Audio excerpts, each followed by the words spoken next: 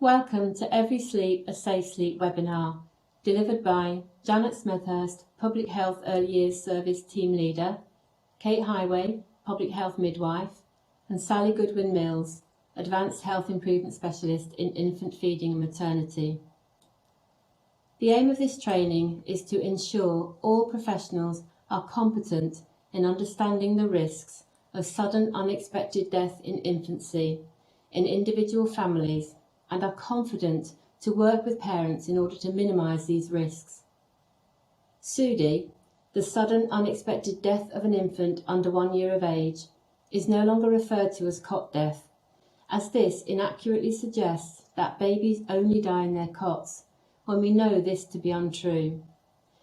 There is a need for multi-agency guidance to ensure all professionals are aware of their roles and responsibilities in terms of sharing the safer sleep messages with families. This training provides access to the SUDI risk minimisation tools and guidance that we have developed. The content of this training may be upsetting, especially if you have suffered or been affected by the death of a baby in these circumstances. If you find you need to take a break at any point, please feel free to do so and return when you're ready. So why the focus on safer sleep? Despite substantial reductions in the incidence of SUDI in the 1990s, at least 300 infants die suddenly and unexpectedly each year in England and Wales. Sadly, this is around 4 babies a week. Regional statistics reveal that the incidence of SIDS, where the death remains unexplained after post-mortem, have increased in the northwest of England, which is now the highest in the country. Therefore, it is vital we address this in order to further reduce these deaths. The Child Safeguarding Practice Review Panel final report of July 2020 reviewed all sudden unexplained infant deaths in families where the children are considered at risk of significant harm. The data clearly indicates that these tragic deaths occur more frequently in families that are particularly vulnerable, with many of the risk factors associated with SUDI overlapping with those for child abuse and neglect. This has led to a need for a system-wide response to the recommendations involving all services. So where do we go from here? The report suggested a coordinated multi-agency response to help promote a shared understanding of a safer sleep environment and to enable practitioners to reflect on their individual roles in promoting safer sleep messages and recognising risk. Professionals need to have more curiosity about sleeping arrangements related to risk assessments around alcohol, substance misuse, routines and the vulnerability of the family. To ask families where will or is their baby sleeping. To inquire about planning for out-of-routine situations. For example, if the family stay at another house with their baby or are made homeless, and what to do if they are tired and their baby won't settle. Kate. The recent report from the National Child Mortality Database shows that from April 19 to March 2020, there were 3,347 baby deaths, which equates to 3.4 per 1,000 live births. 63% of deaths occurred before the age of 1, and 69% of these were born preterm before 37 weeks. 42% of all deaths were babies under 28 days old. The most common age at death was under 1 year old, and more boys than girls died. But also, the majority of children who died lived in urban areas.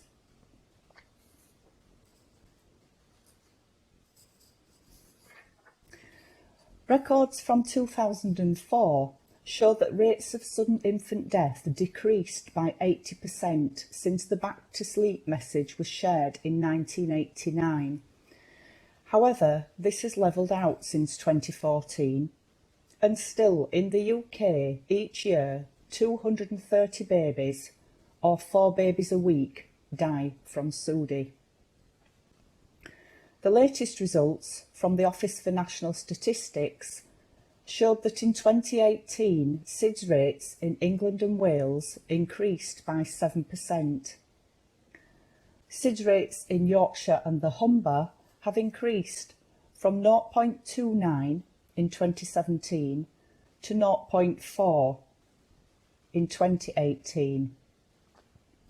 Rates of SIDS and SUDI deaths in Yorkshire and the Humber are now amongst the highest in the country, considerably higher than the average rate in England and Wales.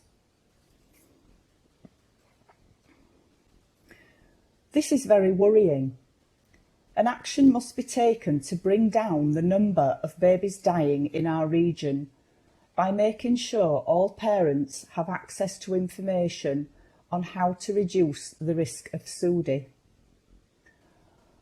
Local rates of SUDI are shown per 1,000 live births.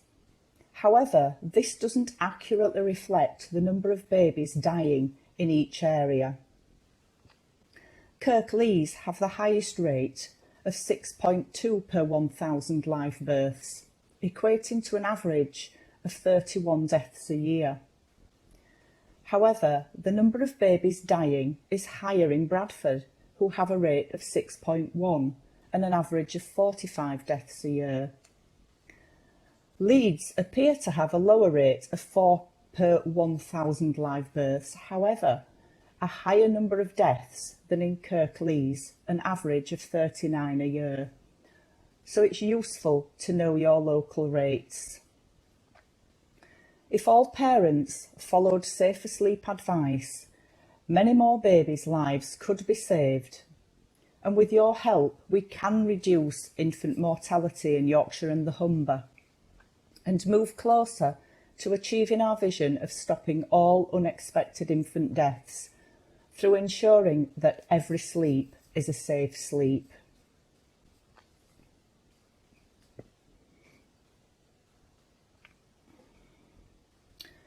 The report from the National Child Mortality Database in 2021 also shows a clear association between the risk of child death and the level of deprivation. Where the ethnicity was recorded in 78% of cases, 62% were white British, 19% Asian or Asian British, 9% black or black British, and 7% of mixed ethnicity. However, families living in the most deprived neighbourhoods were 3 times more likely to suffer the loss of their baby compared to families living in the least deprived neighbourhoods.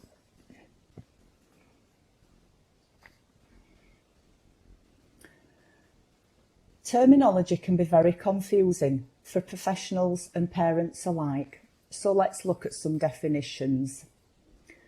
SUDI is the sudden and unexpected death of an infant under 1 year old.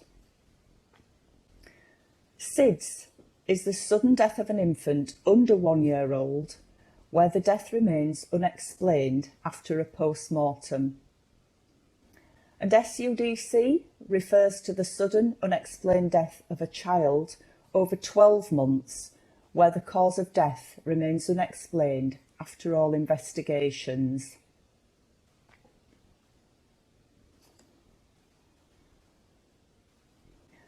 So let's move on to terminology and language.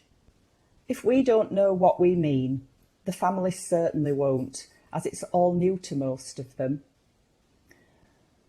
So co-sleeping is the term used to describe sleeping with a baby on a sofa, armchair or a makeshift bed.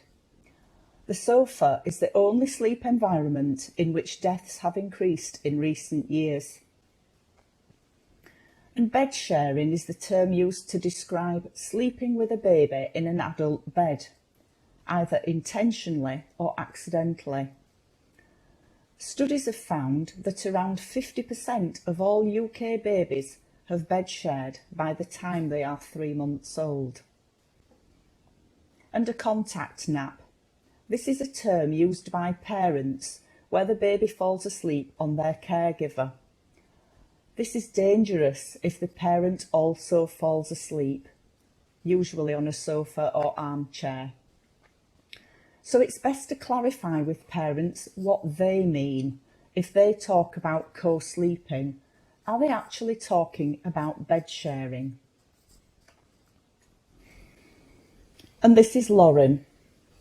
Her first child, Archie, died when he was just 6 weeks and 4 days old. This is her story.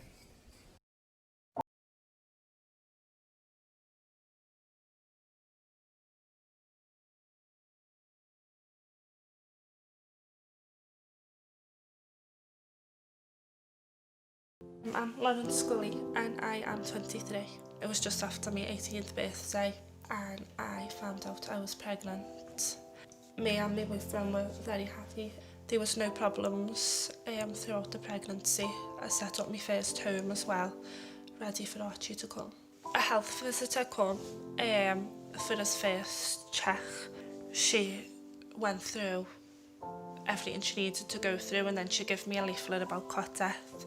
And she told me that it was nothing to worry about and it was rare, but she just had to tell me anyway.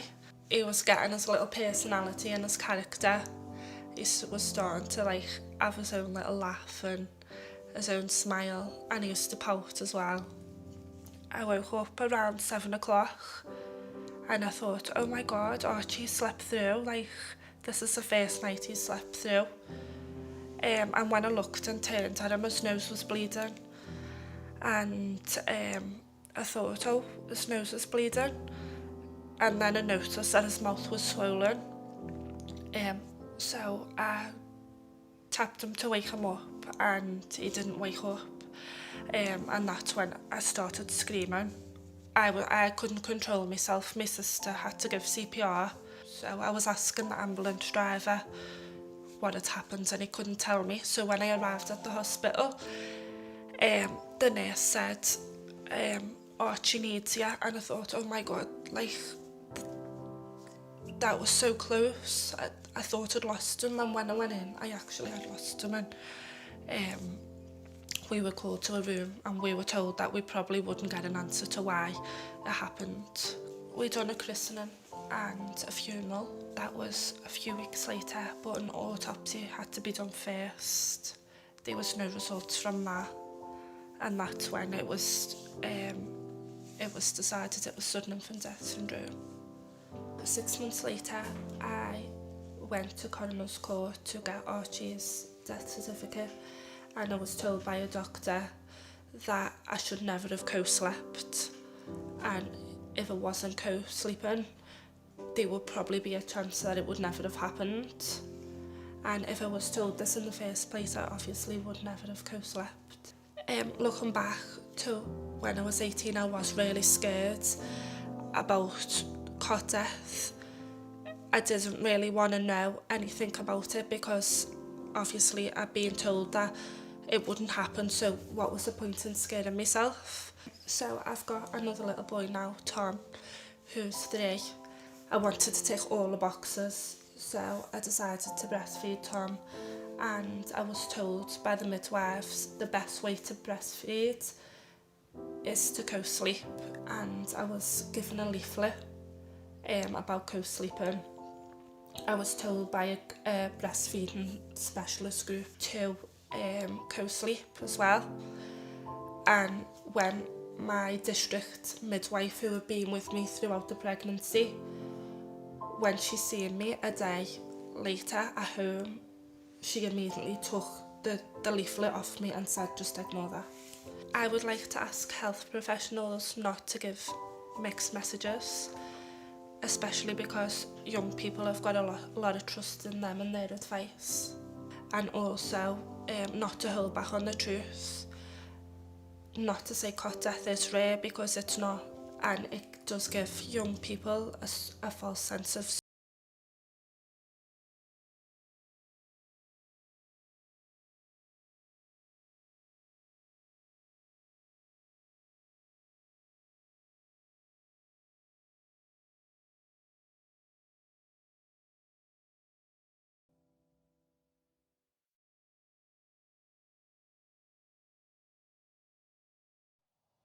Following on from Lauren's story, this quote from Peter Fleming shows why it is vital that professionals understand safe sleeping arrangements and give families accurate evidence-based information. Advice should be tailored to individual family circumstances, with an explanation that bed sharing is only a risk factor when in the presence of other factors such as smoking, alcohol and drug use, but that falling asleep on a sofa or an armchair with a baby is always dangerous. Almost all parents sometimes fall asleep whilst feeding a baby at night, so even if they do not plan to routinely bed share, parents should be advised how to make their bed safe for their baby if they fall asleep unintentionally. On any one night, 22% of parents will be bed sharing. So tonight, 149,000 babies will be in bed with their parent or carer. And it goes without saying that not all of these will be doing it safely. We would ask that all agencies review their relevant policies and procedures so there is a link to the promotion of safer sleep and the identification of unsafe sleep environments within local strategies. For example, responding to substance misuse, neglect, domestic abuse and parental mental health concerns. The risks of SUDI must be reflected in early help, child in need and child protection plans to ensure that safer sleep advice and risk assessments are joined up with the wider considerations of safeguarding risk to work with the family to address safeguarding concerns. Kate. On April 16th, 2018, Kirsten Johnson became an individual that she never thought she'd be, a bereaved parent. That day, she became a part of a club that no one would ever want to be a part of. She was forced to become the mother of a child who was taken by SIDS. This mother's son was 4 days away from being 8 months old when he died. How did my happy, healthy, perfect boy fall asleep for a nap and not wake up? Just like that, he was gone, and we never had a chance at bringing him back. So I ask you now to consider, what do you deliver? Think about what you discuss with families about safer sleep. What do you include? What do you base your information on? And are you giving the same information to everyone? When I reflected on my own practice, I realised that I'd been giving the standard advice to every family. Something like this. The safest place for your baby to sleep is in your room for the first 6 months. Always place the baby on their back to sleep, feet to the foot of the cot, room temperature 16 to 20 degrees, and make sure the bedding is suitable so they're not too warm. Keep your cot free from pillows, toys and clutter, and don't smoke around your baby, and so on. I'd never mentioned bed sharing unless they asked, and then I would have just advised not to do it. I said the same thing to everyone, whether the parents were already well informed or whether they knew nothing, whether they had clear risk factors for SUDI or whether they were breastfeeding a full-term healthy infant with no risk factors. And from undertaking this training, I've realised that all families and situations are different and that each mother, father or carer deserves personalised information to ensure that every sleep is a safe sleep for their baby. Janet. So let's think about what and who may influence where baby sleeps. The physical environment, how much space the family have, are they living in poor housing or in one room? Situational factors, for example, living in temporary accommodation or fleeing domestic abuse. The parent's own knowledge and research on the subject, friends and family. Social media platforms and social influencers, in particular the promotion of sleep products and positioners by celebrities. Relationship factors. Are the parents separated? And does the baby sleep with the other parent at their house? Whether baby's been in intensive care, grandparents, previous experience, including SIDS, and of course us as professionals. First, we need to look at where babies sleep. Babies sleep in a multitude of situations: cots, Moses baskets, parental beds, car seats, prams, baby slings, nests, pods and bean bags, on holiday, at grandma's, babysitters or other parents and friends' houses, and contact naps on a caregiver. When we talk about contact naps, we need to give advice on how to minimise risk, and that it is never safe to co-sleep on a sofa or in an armchair with a baby because of the risk of suffocation. Evidence tells us that 76% of parents will co-sleep at some point, either intentionally or unplanned, and 46% of parents lied to a doctor, midwife or health visitor about bed sharing for fear of being judged. If we give directive information about not bed sharing, we will alienate parents and fail to give them the information they need to make an informed and safe decision about when it is unsafe to bed share, but also when it is safe in the absence of other risks. Whilst bed sharing in the absence of risk does not lower the risk of SUDI, neither does it increase the risk if it is done safely. We need to have open and honest discussions with parents about bed sharing, including how to do this safely and when it is never safe to bed share. It cannot be definitely stated that co-sleeping is a risk for SIDS. The evidence does not allow us to say that co-sleeping causes SIDS. In fact, no one has proposed a physiological mechanism that would cause a baby to die of SIDS just because he is next to his non-smoking mother, and since mothers and babies are hardwired to be together, it wouldn't make any sense. Publicity about bed sharing with an infant often raises concerns and warns parents against it. This leaves new mothers wondering what to do, as babies have a biological need to feed during the night, and mothers are hardwired to respond. If warnings about bed sharing lead mothers to stop taking their babies into bed with them, they will still need to feed their babies somewhere. This will probably be in an armchair or on a sofa, which are riskier places to fall asleep with a baby than in a bed where appropriate measures have been taken. With sensible, parent-centred communication, we could potentially reduce co-sleeping SIDS deaths by nearly 90%. Studies have been undertaken across the globe by Drs. Helen Ball in the UK, Nils Bergman in South Africa, Kathleen Tyndall-Tackett and James McKenna in the United States. Their conclusions all support the safety and normalcy of bed sharing in the absence of risk. UNICEF, Lullaby Trust and the Lech League have information for parents about how to bed share safely, and all state the same advice. You shouldn't bed share with your baby if you or your partner have been drinking alcohol or have taken medication or drugs that make you drowsy. You or your partner or anyone else smokes, even if you never smoke in the house or the bed. You or your partner feel excessively tired. Your baby was premature, born earlier than 37 weeks, had a low birth weight, less than 2.5 kilograms or 5.5 pounds, or has just been discharged from the neonatal unit. If your baby is unwell.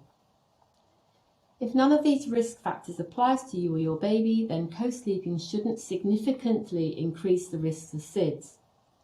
If you are breastfeeding at night, it's safer to breastfeed in bed than to breastfeed and then doze off with your baby on a sofa or in an armchair. For safer bed sharing, If you are both on a safe surface, then you have eliminated all the major SIDS risks and have hugely reduced or eliminated suffocation risks. The mattress on your bed should be firm and flat, just as it is in your baby's cot. If your bed has a frame, a headboard, or is against the wall, make sure the mattress fits snugly. You don't want to leave any gaps that your baby could wriggle into. Don't co-sleep on a soft mattress, beanbag, or other saggy surface such as an airbed. Never leave your baby alone in your bed, as it's easy for them to wriggle into a dangerous position. Make sure your baby cannot fall out of bed or become trapped between the mattress and the wall. Keep bedding light and minimal, or use a well-fitting sleeping bag for your baby. Make sure the sleeping bag is safe and comfortable and the right tog for the temperature of the room your baby is sleeping in. Keep your bed free from toys, bumpers or extra bedding such as bed nests and sleep pods. Keep pillows, duvets away from your baby or other items that could obstruct your baby's breathing or cause them to overheat.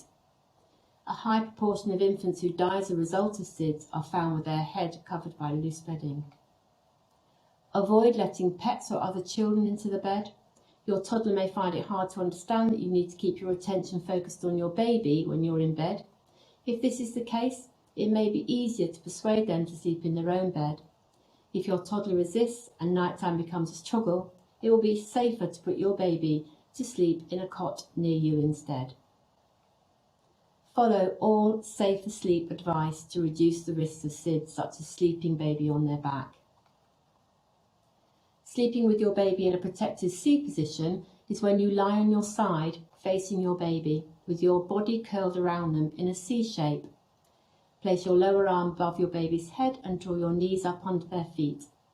This position helps to prevent you from rolling forwards or backwards and helps keep pillows away from your baby's head.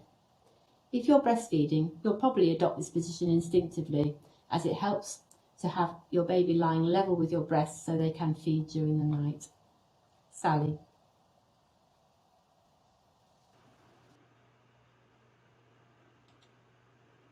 So, communicating with new mums needs to be effective. With 4 babies a week dying of SUDI, it is vital that the conversation which takes place is individualised and meaningful. It's also important to remember that information needs to be relevant for the circumstances at that time, and that something that might have been relevant the day before or a week later might not be right now. It's also key to remember that if circumstances change, then the advice and information might change too, and it's important that parents understand that that advice might change. Evidence suggests that pregnant women and new mums have greater right brain dominance, which increases their sensitivity to non-verbal communication approaches. It also might make them less receptive to large volumes of verbal information, so using different ways to communicate, like leaflets, websites and apps, for example, can be really useful. Developing strategies to move from a more directional approach to information sharing with a more person-centred approach will help you to practice in ways that are really useful to the mothers you support.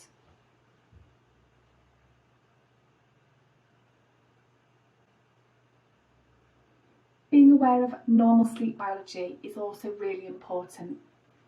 We need to be able to share this with families to help them to understand what's normal, and in doing so, support them in caring for their baby at night. Sleep is a developmental process, and sleep change needs throughout our lifetimes. Babies are designed to be dependent beings. They're meant to wake at night. Waking to express their needs is a protective mechanism to make sure that they're safe and that their needs are being met throughout the night. This is how we can be sure that they're not overheating or that their nutritional needs are being met, for example. Babies thrive off contact and connection, and we shouldn't be led to believe that we should be depriving them of this just so that they'll sleep all night. Newborns sleep very differently to adults, requiring much more sleep over the 24-hour period, with shorter sleep cycles and more REM. And during that REM, which is rapid eye movement sleep, our brain is almost as active as it is when we're awake. In this phase of sleep, breathing become fast and irregular. REM sleep is really especially important for babies, as it's thought to help consolidate memories and supports that really important brain development. Waking during the night is also normal during early infancy. Healthy babies experience several awakenings per night. Generally, babies do not sleep through the night every night until they're around a year old. And this at the moment is not currently perceived to be the case, and parents think that they're doing something wrong when their babies are waking during the night. We need to change the narrative and support them to manage it, rather than to think that they're doing something wrong. And it's important to remember that all babies are different, and for the most part what they're doing is entirely normal for them, but it might well be different to others' experiences.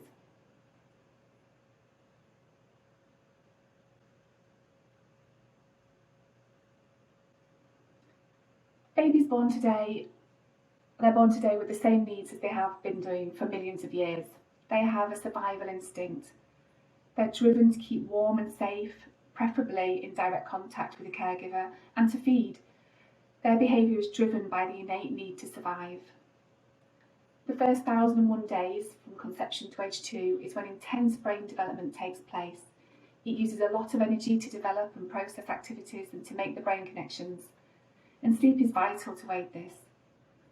And it all uses a lot of energy, so babies need to feed frequently and responsively, whether breast or bottle feeding. However, we do know that breast milk is perfect for babies' needs. It offers protection and aids development, and it's 99% bioavailable, meaning easy digestion and using less energy.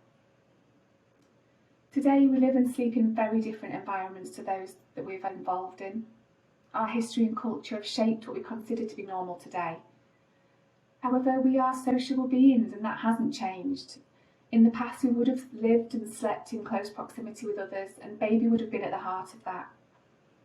Arousal from sleep in the past may have been normal from having more people around and the environment being busier, and it's an important mechanism that we now know can protect babies from potential life-threatening episodes while sleeping during the day or the night.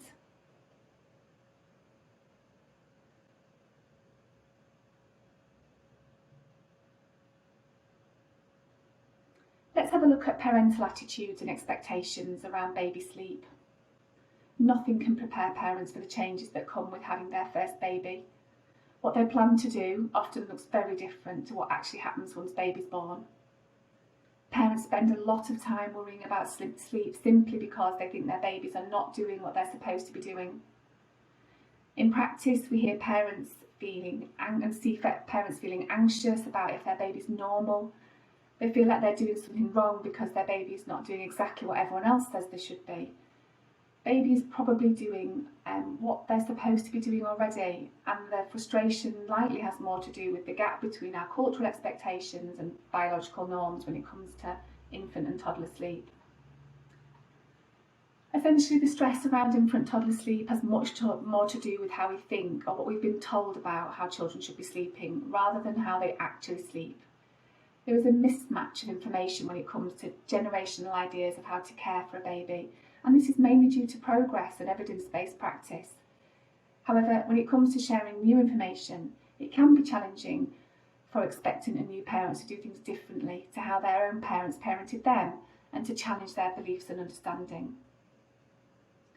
There is a great deal of pressure about having a good baby, and this is often measured in whether or not baby sleeps and settles well. It's imperative to acknowledge individual behaviours in the context of the cultural background and social circumstances, as these vary widely. This brings us back to the importance of the personalised conversations, taking into account the large diversity among societies and cultures, alongside individual circumstances that can change from day to day and week to week.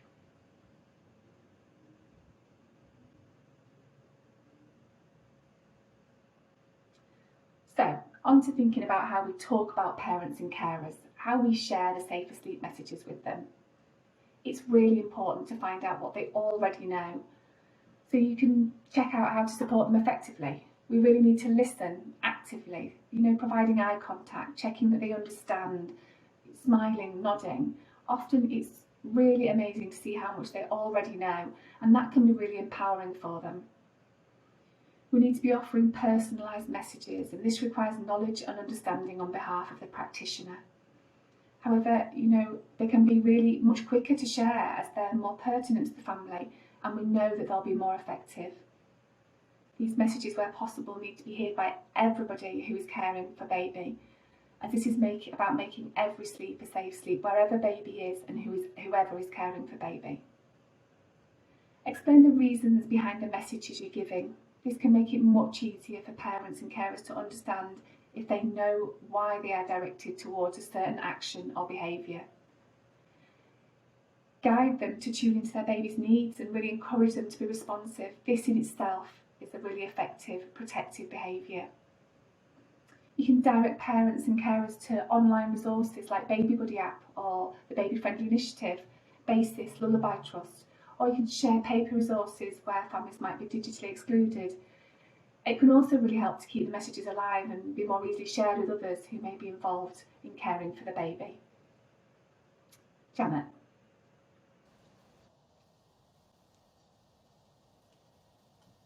When we talk about risk, it's important to talk in terms of both modifiable and non-modifiable risks. We recognise that in some families it will be difficult to mitigate against all risks. The parent tool may not be appropriate to leave with all families. It will be up to you as professionals to judge who it will be suitable for. A modifiable risk is a behaviour that can be changed or modified. Across all categories of death, the most frequent modifiable factor identified in the Out of Routine report in 2020 was smoking by a parent or carer. Alcohol was another modifiable risk. The next most frequently identified factor was gaps in service delivery. Unsafe sleeping practice is also a significant modifiable factor. A non-modifiable risk is something that you can't change, for example, that the baby was born early, was of a low birth weight, or that the parent is a teenager, or there is a family history of SUDI. Let's take a look at modifiable risks in more detail. Sally.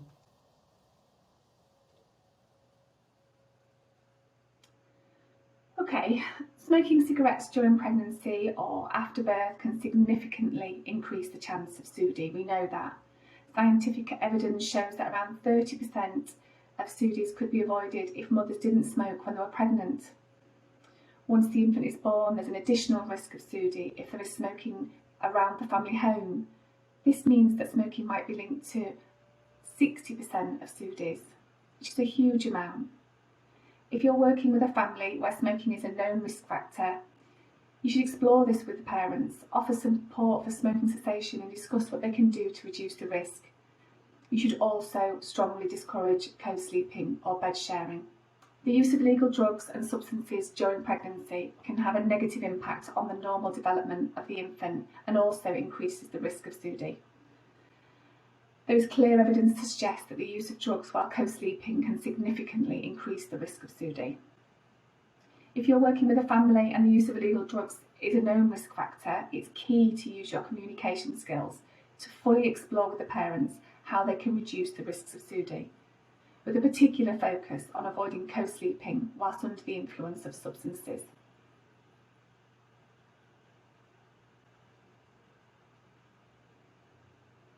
Okay, so immediately following the birth or operative delivery, mums are likely to be exhausted and possibly still under sedation from pain relief during their birth. So there is a risk of overlay if baby's not sleeping in their cot. It is important that parents and carers know that if they're taking any prescribed medication which causes drowsiness, that will significantly increase the risk of SUDI. This could include things like cold remedies and medication for mental health issues, for example. Talk to parents and carers about this risk. Explore what contingencies they may put in place to avoid the risk. Is it possible for parents to take turns in getting some rest? Who can safely care for the infant, for their baby, if excessive tiredness or drowsiness is an issue?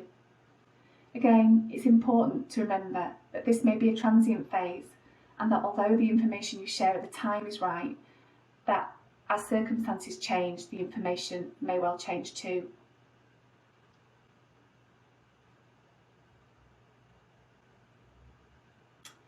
Research suggests that moderate to heavy use of alcohol during pregnancy increases the risk of SUDI.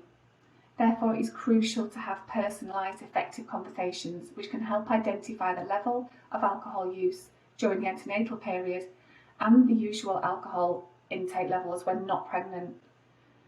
We can then work with them to either minimise or eliminate the use of alcohol. Once the infant is born, alcohol use by parents and carers can also lead to unsafe sleep practices. If a parent or carer chooses to co-sleep after using alcohol, this can result in altered consciousness, and the parent could accidentally roll onto the infant, not recognise when the infant is in unsafe sleeping position, and be less responsive to baby's needs.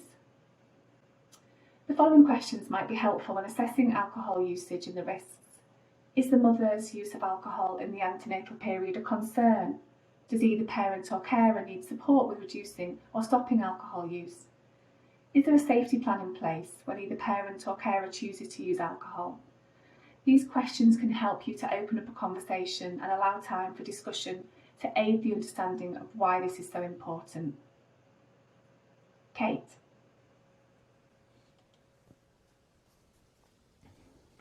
So, as identified in the Out of Routine report, risks of SUDI frequently overlap with more general vulnerabilities such as domestic violence and abuse.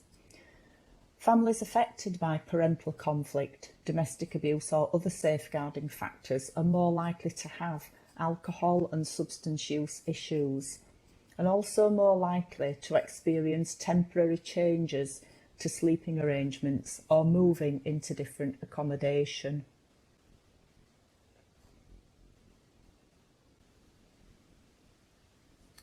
And as previously mentioned, falling asleep on a sofa or armchair with a baby is a highly risky situation and increases the risk of infant death by up to 67 times.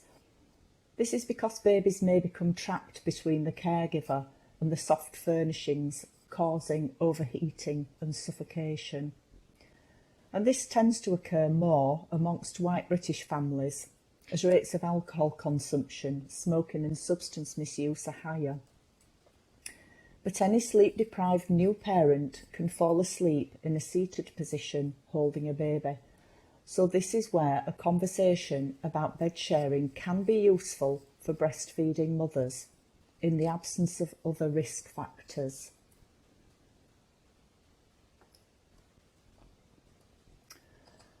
Situational and circumstantial risks are external factors or influences from elsewhere, such as a change of partner, temporary housing, alcohol or drug use on the night in question, but would include things like holidays or sleepovers with family. They are all, however, similar regardless of the underlying cause. Situational risks and out-of-routine circumstances act together to increase the risk of SUDI, and it can mean that families find it difficult or even impossible to engage with the standard safe asleep messages. Therefore, it's important that conversations are personalised, and we should help parents to plan in advance for out-of-routine situations to make sure that every sleep is a safe sleep. So babies fall asleep in different environments during the day in addition to their nighttime sleep. So it's important to think wider than just putting baby into a cot. Risks come from overheating, sleep position, overlay by a parent, or environmental factors which can lead to suffocation or strangulation. The room temperature should be 16 to 20 degrees Celsius, and a room thermometer can be used to check that the room is not too warm. But also think about proximity to radiators or other heat sources, as well as how the baby is dressed and the number of blankets used to cover or swaddle the baby. Clutter in the sleep environment should be removed, including toys, cot bumpers, pillows and duvets, and trailing cord blinds, etc. Babies are more at risk of SUDI if they sleep on their front or on their side. Therefore, babies should be placed on their back to sleep at the start of every sleep period. Young babies are not in control of their movements, so they can't move themselves out of danger, but they do roll about. So be aware they can roll underneath bedding, and check there is no gap between a next to me crib and the parent bed that the baby could fall into. Products marketed to help babies sleep have become popular and include things like sleep nests, sleep pods, bean bags, swaddle bags, wedges and sleep pillows. However, there is no evidence that any of these are safe to use, so their use should be discouraged. Babies should never be left to sleep in a bouncer, pushchair, car seat, sling, or on an airbed due to the risk of positional asphyxia. This is caused by airway obstruction due to the extreme flexion of the head in an unsupported seating position. This was the cause of death in around half of the car seat cases and almost all the pushchair, swing and bouncer deaths. The other half of car seat deaths were due to strangulation from straps. There's currently a lack of data on the use of baby slings and SUDI. However, parents who wish to use baby slings should be advised to follow guidance on their safe use as a precaution using the TICS mnemonic, which can be found on the risk minimisation tool. Janet. All sectors who work with expectant parents and families with babies under 1 year of age have an opportunity to reduce SUDI deaths. This Every Sleep a Safe Sleep multi-agency guidance has been co-produced in partnership to support you as professionals to have a shared understanding of risk and enable more effective interventions when working with families. Included in the guidance are tools to further assist you. These tools, one for professionals and one for parents, have been designed to help you identify and address risk in an easy-to-access format which includes both modifiable and non-modifiable risks. The tools are divided into 4 categories of risk: family and environmental, child, parental, and additional risk factors.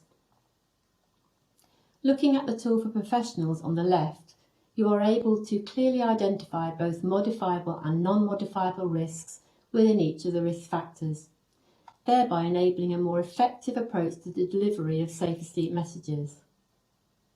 It is hoped that this tool will support any professional to have an individualised conversation with a parent or carer, and will be particularly useful when working with families with additional vulnerabilities, as we know these parents find it more difficult to engage in the safer sleep messages. When we are working with families where there are additional vulnerabilities, we are often led by the parent agenda. This can mean that we don't always address risks that are present. Therefore, the advice we give is not always tailored to a family's particular circumstance or situation. This tool can be included in child protection, child in need, and early help plans.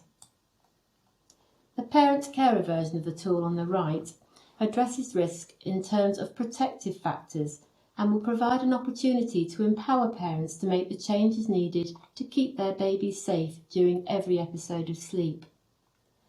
This tool mirrors the tool for professionals and will further enhance the effectiveness of your safer sleep interventions by giving the parent an additional resource alongside Lullaby Trust, UNICEF, Baby Sleep Information Source, and ICON. The aim of this tool is not to increase anxiety around a risk the parent cannot change, for example being a teenager, but to highlight there are things they can take control of to reduce the risk of SUDI for their baby by planning for out-of-routine situations and stopping smoking. The tool was co-produced with teenage parents at the Little Lullaby, and their feedback was very positive, as the narrative in the tool provides better understanding of the reasons why their baby is at increased risk, which actually reduced their anxieties. By adopting an asset-based approach, we hope to strengthen parents' and carers' confidence in their own capabilities and empower them to take action to ensure every sleep is a safe sleep for their baby, thereby minimising the risk of SUDI by building on protective factors. These tools contain the evidence-based key information to ensure every sleep is a safe sleep for all families and will help you frame your conversations to ensure you not only identify the risks, but can minimise them. So, to recap, ask what they already know about safer sleep. Ask where will, or is, or may their baby sleep. Ask the what if questions. What if your mates come round for a few drinks and you normally bed share? What if you stay at your mum's or a friend's house? Where will baby sleep when you go on holiday? Talk about out of routine planning. Talk about bed sharing and contact naps. Identify and agree the risks. For example, if a parent is a smoker, ensure that this is acknowledged and that they know never to bed share. The same for alcohol, drug use, or if they take medication which causes drowsiness, or if they are excessively tired. Use professional curiosity.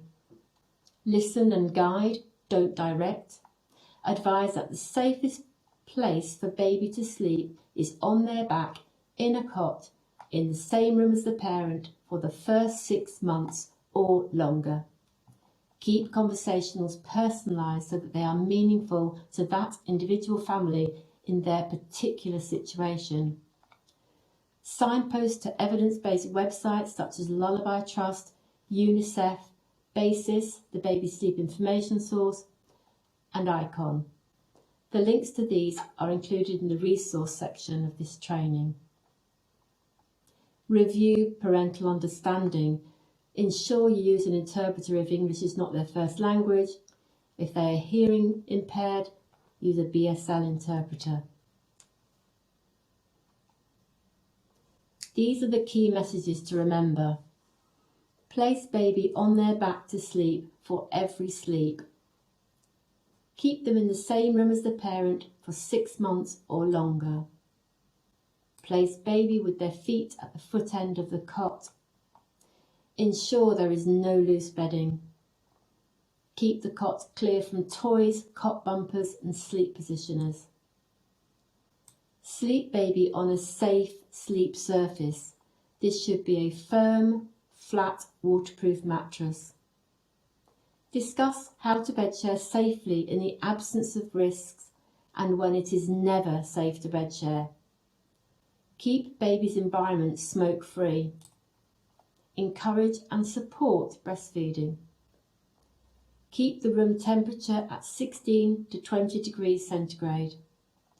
And never, ever co-sleep on a sofa or an armchair with the baby. We have excellent resources at Lullaby Trust, UNICEF, BASIS and ICON, which are available to professionals and families.